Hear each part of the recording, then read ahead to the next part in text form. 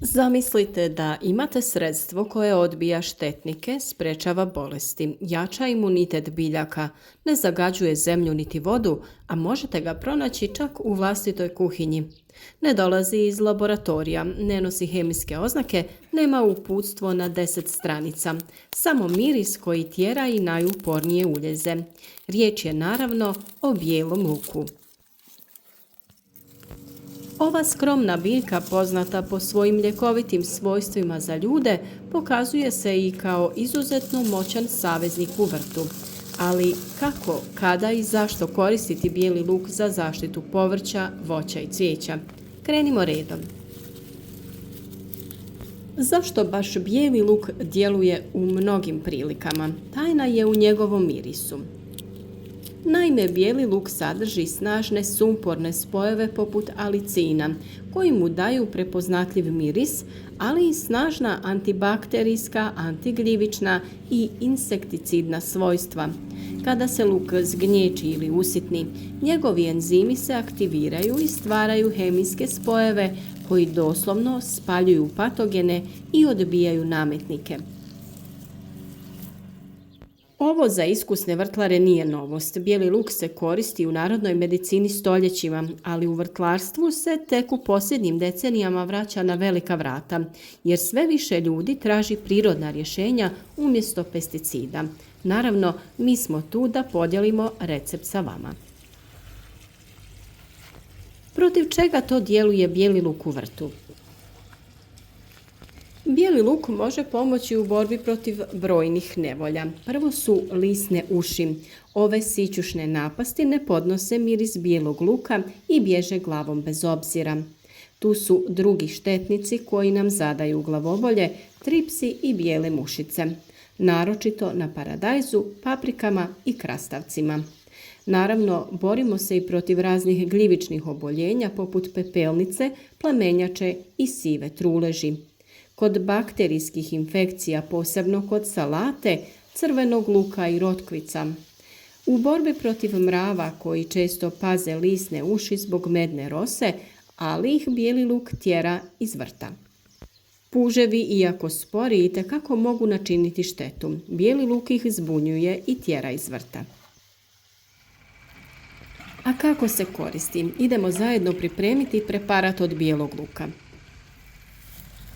Postoji nekoliko načina da iskoristite moć bijelog luka. Evo najefikasnijih recepata koje možete napraviti kod kuće.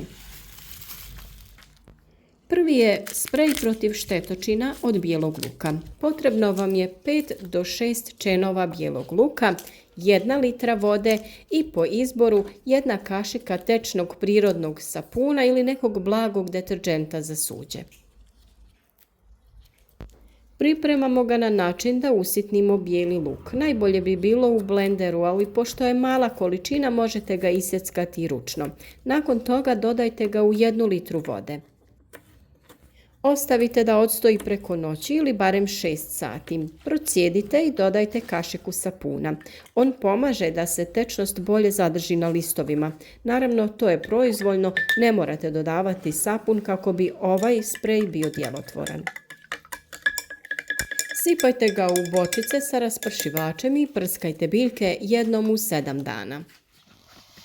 Važna napomena koju uvijek spominjem jeste da morate biljke prskati rano ujutro ili predvečer, nikako po jakom suncu, jer voda na listovima može napraviti ožegotine i uništiti biljke. Drugi recept je za bijeli luk i čili kao super duo.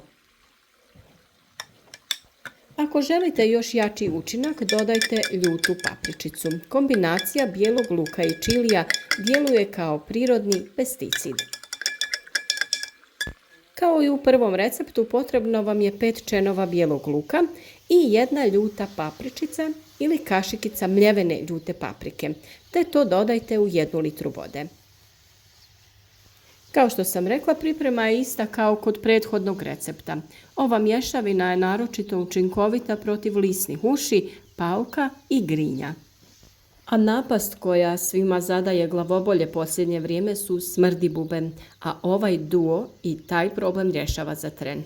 Pa ukoliko imate ove štetnike u vrtu, krenite u akciju. Treći recept je ekstrakt bijelog luka za gljivične bolesti. Potrebno vam je 100 g bijelog luka i 1 litra vruće vode. Nasjeckajte bijeli luk, prelijte ga vrućom vodom i ostavite da se hladi 24 sata. Procijedite i koristite za zalijevanje korijena ili prskanje listova biljaka. Posebno pomaže u zaštiti paradajza i krastavaca od plamenjače. Četvrti izbor je naravno sadnja bijelog luka između povrća. Ne morate ga saditi striktno u jednu gredicu, nego ga posadite svuda po vrtu. Možda je ovo jedan od najjednostavnijih načina. Jednostavno zasadite bijeli luk između redova mrkve, cikle, paradajza ili salate. Njegov miris odbija mnoge štetnike, insekte i glodavce, dok biljke u blizini uživaju u njegovom prisustvu. Mrkva i bijeli luk su savršen par, o tome smo već dosta govorili. Ono što je dobro jeste to da možete umjesto čenova bijelog luka iskoristiti i ljuske. Ono što većina nas obično baca zapravo su prava mala riznica hranjivih i zaštitnih tvari za biljke. Iako ne sadrže intenzivan miris baš kao čen, bogate su sumporom, kalijem, fosforom i antioksidansima. Evo za šta sve možete koristiti ljuske bijelog luka u vrtu.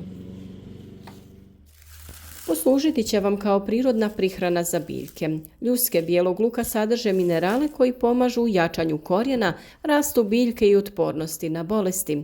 Šaku do 2 ljuski bijelog luka stavite u 1 litru tople vode. Ostavite da stoji 24 sata. Procijedite i koristite za zalijevanje biljaka oko korijena, posebno paradajz, papriku, luk i krastavac. Ovaj čaj hrani biljke i poboljšava zdravlje tla. Možete ga koristiti i za jačanje imuniteta presadnica. Kod sadnje presadnica paradajza, paprika, kupusa možete potopiti korijen biljke u razblaženi čaj od ljuski bijelog luka prije sadnje. Razrijedite ga u omjeru 1:3 sa vodom. Ovo djeluje kao blaga dezinfekcija i prirodni stimulator rasta. Treći način je da ga koristite za odbijanje štetnika iz tla. Ako imate problem sa štetnim larvama, nematodama ili puževima, zakopajte šaku suhih ljuski bijelog luka u zemlju oko biljaka. One će otpuštati blage sumporne spojeve koji odbijaju mnoge podzemne štetnike. Četvrti izbor je naravno kompostiranje. Dodavanje ljuski bijelog luka u kompost obogaćuje ga mineralima i pomaže u razgradnji materijala zbog svojih prirodnih antibakterijskih svojstava. Koristan je i kod odbijanja mrava i lisnih uši. Suhe ljuske bijelog luka možete rasuti oko biljaka kao barijeru protiv mrava, lisnih uši i tripsa. Njihov miris, posebno kad se navlaže, stvara neugodno okruženje za mnoge sitne napasnike. Ljuske bijelog luka sigurno nisu otpad, one su besplatno prirodno hranjivo i zaštita. Sljedeći put kad čistite bijeli luk, sačuvajte ljuske. Vaše biljke će vam biti zahvalne, zelenije, jače i zdravije. Za kraj naravno imamo nekoliko praktičnih savjeta za upotrebu bijelog luka u vrtu. Prvo što trebate raditi jeste rotirati preparate. Bijeli luk jeste snažan, ali nije sveobuhvatan. Kombinirajte ga sa drugim prirodnim preparatima, na primjer čajem od preslice, koprive ili stolisnika, za širu zaštitu. O svim ovim preparatima detalje saznajte u posebnim video savjetima na našem kanalu. Drugo je nešto što ne trebate, a to je nemojte pretjerivati. Ako prskate prečesto, biljke mogu osjetiti stres. Dovoljno je 1 do 2 puta sedmično. Važno je uvijek i testirati prvo hranjivo ili sprej koji koristite na manjem dijelu biljke prije nego prskate cijeli usjev da vidite kako će se pokazati. Ono što je također važno jeste da koristite svježi bijeli luk. Sušeni ili onaj u prahu neće imati isti učinak. Izbjegavajte bijeli luk blizu graha i graška. Ove biljke ga ne vole i rastu slabije u njegovoj blizini. Često smo govorili da prirodne preparate moramo koristiti preventivno i, kao što sam malo prije rekla, kombinirati različite preparate. Pa da li je mit ili stvarnost? Može li bijeli luk zaista zamijeniti pesticide? U ovom slučaju ne treba očekivati čuda. Bijeli luk nije neki čarobni štapić, ali u kombinaciji sa dobrim vrtlarenjem, zdravom zemljom i pravilnim zalijevanjem, bijeli luk može značajno smanjiti potrebu za hemijom. U vrtovima gdje se njeguje raznolikost i poštuje priroda, bijeli luk je vrlo moćan saveznik. Naravno, uvijek naglašavam da su svi prirodni preparati namijenjeni za prevenciju, nisu štetni, pa se koriste na zdravim biljkama nakon sadnje kako bi se unaprijed spriječila pojava štetnika i bolesti. Sljedeći put kada očistite čen bijelog luka za ručak, sjetite se i vaših biljaka, jer dok za ljude predstavlja dodatak jelima, za štetnike je neprijatelj broj 1. I u tome je čar bijelog luka. On je skroman, pristupačan, ali snažan kao prirodni štit vrta. Ako ste do sada mislili da je bijeli luk samo začin, vrijeme je da ga posmatrate kao vrtno oružje koje ne ostavlja tragove, osim zdravih, sjajnih i zaštićenih biljaka. Nadamo se da vam je ovaj savjet koristan, da ćete se i dalje družiti sa nama, jer svako jutro dajemo vam novi koristan savjet za ekološki uzgoj vaših biljaka. Podržite naš rad sa lajkom, podijelite video sa prijateljima i vidimo se već sutra u novom video savjetu.